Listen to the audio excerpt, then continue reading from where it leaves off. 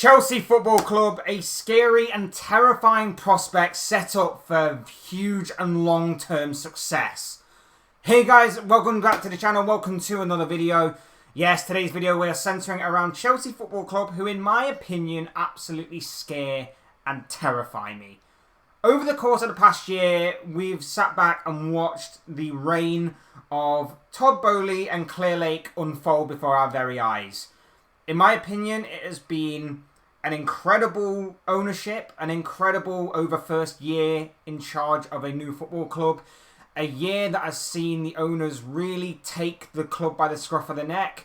That has seen much fanfare and much media attention drawn to every decision that they have made. Whether it be good decisions or bad decisions, it doesn't matter.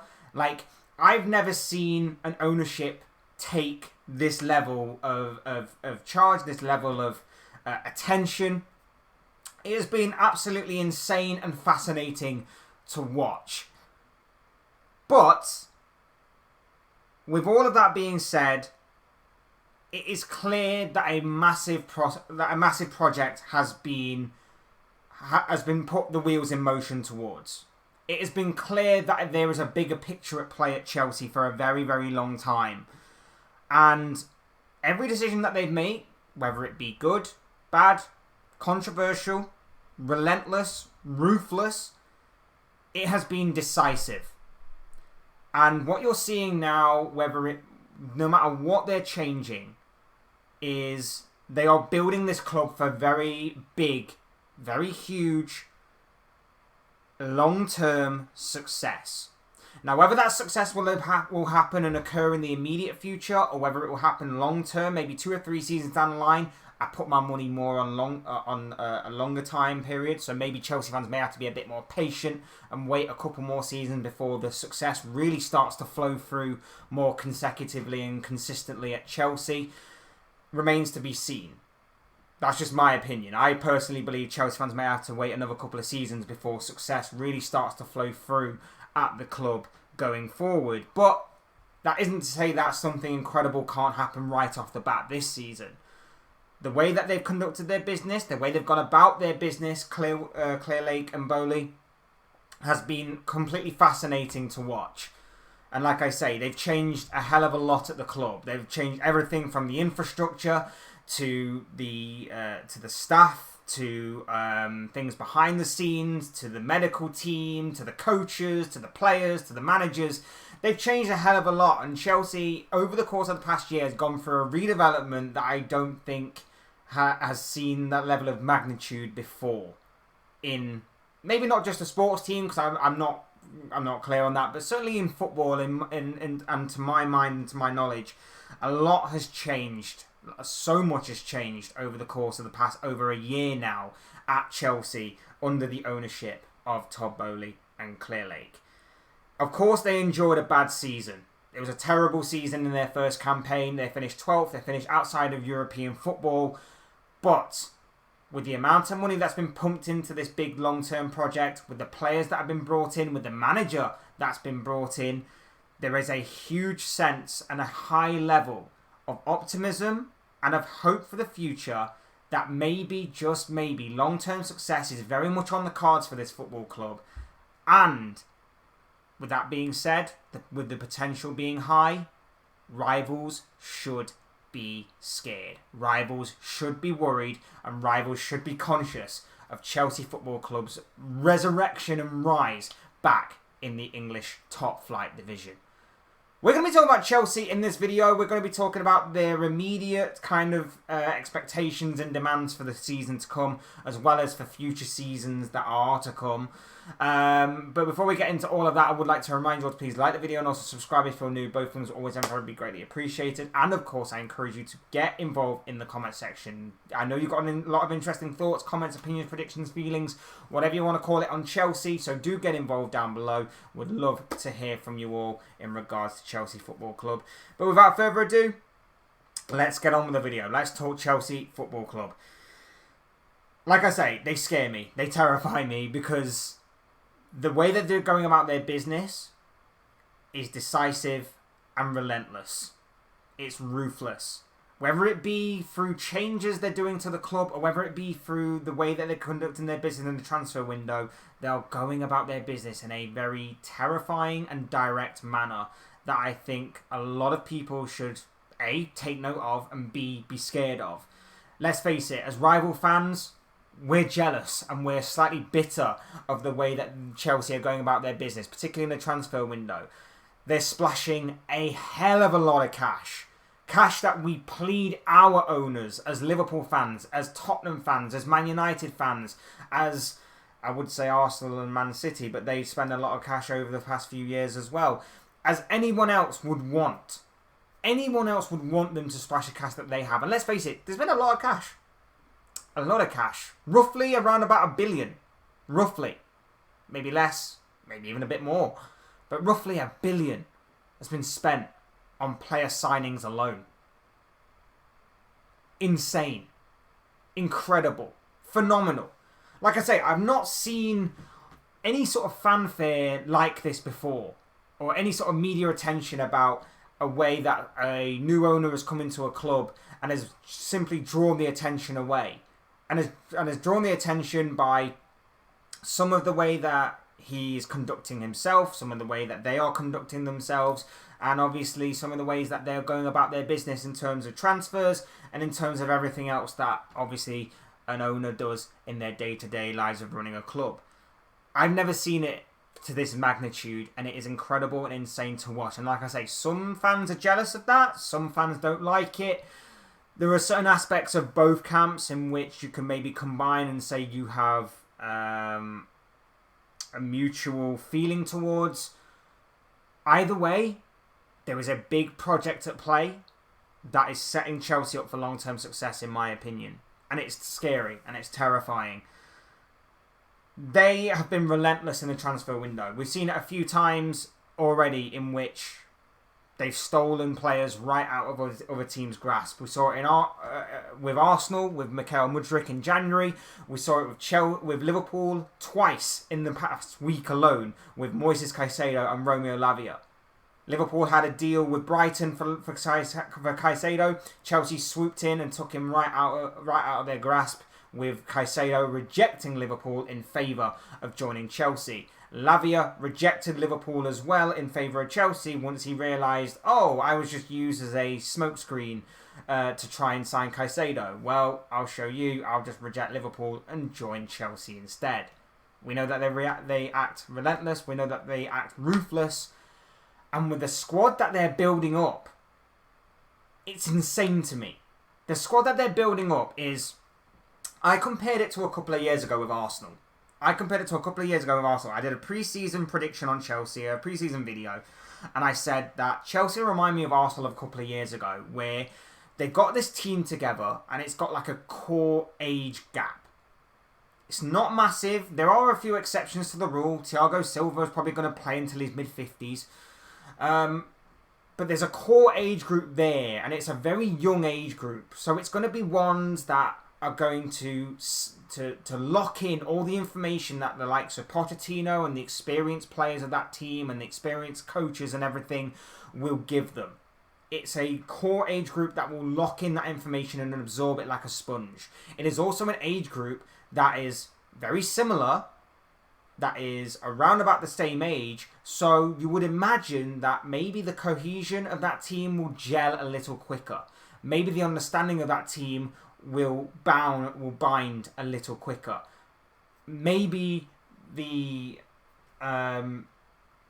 unity of that squad will blend in a little quicker.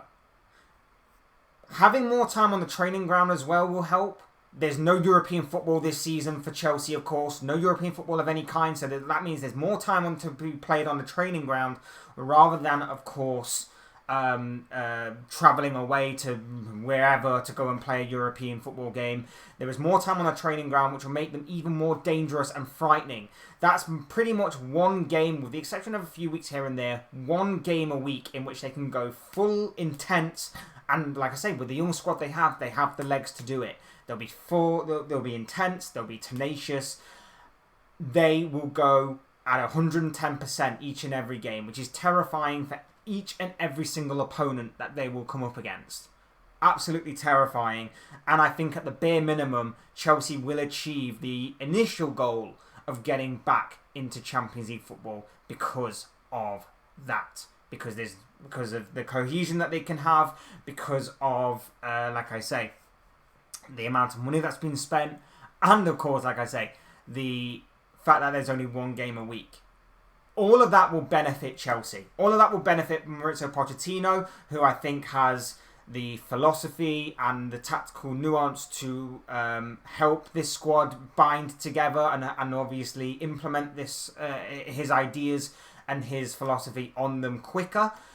I think it will help him. I think it will help the squad. I think Chelsea are probably going to be set up for an interesting, exciting, and probably successful season if you are to consider that the initial goal of this team is to get back into the Champions League football.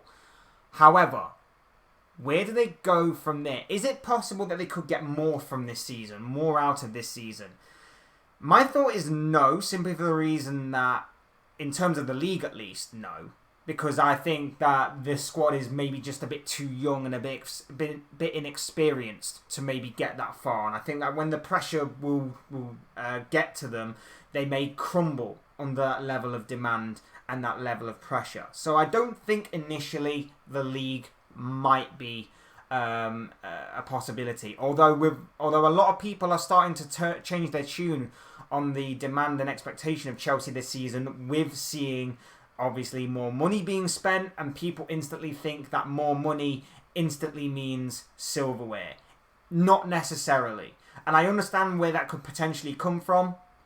But I think with Pochettino, with the way that he plays, and with obviously the way that Chelsea are at, the level of Chelsea are at right now, in terms of the inexperience level, in terms of the youth aspect of their side, and in terms of huge change being implemented in the club from top to bottom throughout the course of this past year, it's still going to take time to settle. It's still going to take time to gel together. And that's why I don't think the league isn't seen as a major failure if they don't win it. But I think it's a bit harsh to say that they need to win it because of the amount of money that they spent. So I will say it's a bit harsh on that aspect. But in terms of a domestic cup, now that one could be interesting. The League Cup may not sound great. It may not sound great, the League Cup. But here's the thing. The League Cup was seen by a few managers down the years as a real starting block to build towards bigger success. Jose Mourinho, prime example, and of course it's relevant because of course he was former manager of Chelsea. That was his first trophy that he won, and he put that as an important piece of silverware to win because it instilled that winning mentality into that club, into his squad. Pod could do something similar with the League Cup this season, or even the FA Cup. The FA Cup obviously is bigger, the FA Cup obviously has more history and so on and so forth. But either way, a domestic cup isn't out of the realms of possibility, and especially if, like I say, Chelsea have only got one game a week to focus on in terms of the Premier League, they can maybe switch their attention to the FA Cup and maybe the League Cup and maybe not lose as much ground in the Premier League as much. I think a domestic cup is something that certainly Chelsea can aim for this season. Not only will it instill that winning mentality and be a starting block, but I think it will be key for Pochettino as well, because it will prove to everyone that he can get over the line in terms of winning a piece of silverware. Yes, I know he's won the French League title, but let's face it, he won it with PSG. You know, great. He won it with PSG. But in terms of winning a trophy in England, in terms of winning a trophy with a club like Chelsea, in terms of winning it with a young squad, an inexperienced squad, a squad that has had a lot of money thrown into it, that has got a lot of ambition, a lot of intent, and a lot of potential, that could be a big statement, not just by Chelsea, not just by the squad, but by Pochettino himself. Because a lot of people were questioning his appointment, even a lot of Chelsea fans. He's a Tottenham manager. He's a former Tottenham. Would he do that good of a job? Can he get over the line in terms of silverware? If he was to win a trophy this season, that would tick a lot of boxes and it would answer a lot of questions. And I feel like it isn't out of the realms of possibility for Chelsea to certainly do that. And I think that they may have to start looking, the more money that they're spending, and let's face it, they don't seem to be slowing down in that aspect. They seem to be looking at more players to bring in and more money to be spent. So And they don't seem to be slowing down in that aspect. Domestic trophies could certainly be the case, and like I say, I expect this team to get better and better and better with each and every passing week and each and every time that they're on the training pitch together, because like I say, I think with the core age group that they've got, it's going to gel together faster. I think with no Europe is going to help them immensely. The experience of the likes of Pochettino, the way he wants to play, I think suits this squad, and the experience level of the older players of the team, the coaches, manager, whoever else, it's going to sink in more with it being a young squad. So I think there's a lot of aspects there as to why Chelsea could go on to be pretty successful, or considered to be rather successful this season, without maybe not winning maybe anything, or maybe just a domestic cup. I think there is a lot to maybe hang your hat on there if you're a Chelsea fan, and there's a lot to be optimistic and excited about. I feel like Chelsea might be annoyingly exciting to watch and annoyingly slightly likeable under Pochettino this season, but obviously bitter and jealous because our clubs are not spending the amounts of money that they are. But there's a lot to say for that, and like I say, whether or not it does take place and does kick off this season in terms of silverware, you know that this club are only going to continue. They're not slowing down anytime soon. They're only going to continue to strengthen. They're only going to continue to throw more money at it. But there just might need to be a little bit more patience in terms of waiting for this squad to mature, waiting for this squad to build, waiting for this squad to unify and to bond together. There might just need to be a little bit more patience in that aspect. But for the long-term success, this club is setting up perfectly, in my opinion, to be at the top of the English football pyramid yet again, to be constantly in the conversation of at least winning the major honours, and more consistently than over the past decade, winning those major honours. It's a terrifying prospect. It's something that I'm not happy about being a Liverpool fan, but of course I try and give my honest thoughts and opinions and a bit of reality to every situation that I talk about, and that is just the way that I see Chelsea Football Club going forward into the future. It's a scary process that Todd Boehly and Clearlake are putting together right now, and like I say, the potential's there. The optimism's there, the hope's there, and as we saw from the opening game of the season against Liverpool, now, regardless of what you think about the way that Liverpool played, after that opening half an hour, Chelsea really grew into the game and got better.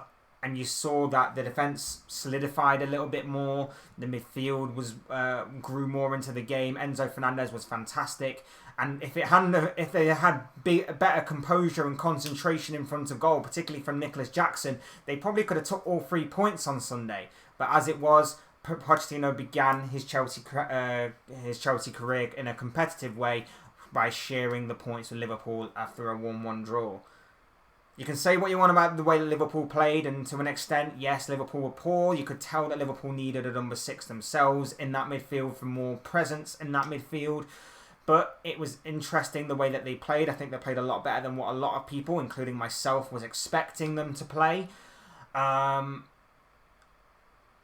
just think that is a good starting platform to build upon. And like I say, with the age group, everything that I talked about in this video, they're only going to get more unified, more on the same page, and therefore could get better, elevate, and evolve from this point forward. But those are just my thoughts, comments, opinions, predictions, feelings, whatever you want to call it, on Chelsea Football Club. I want to know what you guys think on Chelsea as a whole. I'd love to know your thoughts, comments, opinions, predictions, feelings, whatever you want to call it, down below in the comment section, because I'm sure it'll make for interesting reading. Otherwise, hit the like button on the way out if you enjoyed the video, subscribe if you're new or want to see more content like this. Both things are always and forever be greatly appreciated. And as always, thank you all so much for watching and listening. I've been Fletch. This has been another Fletch Talks video. I'll see you with you all again soon in another video or live stream or whatever it may be. Cheers, guys. Have a good day.